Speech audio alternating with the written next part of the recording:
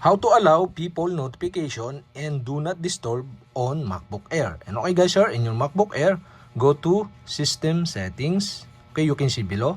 Here in System Settings, on left side, go to Focus.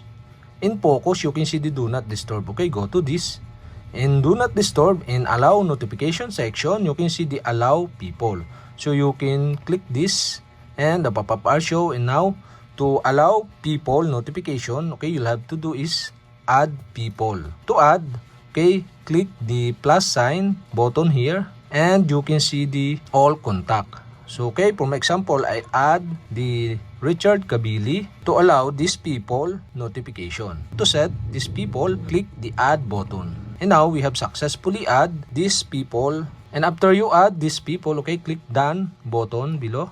Okay, we have successfully add these people notification. So to remove or disallow these people, okay, you'll have to do is click again the allow people and you can see here the icon of these people. To remove this, you'll have to do is click the X icon of this and click the done.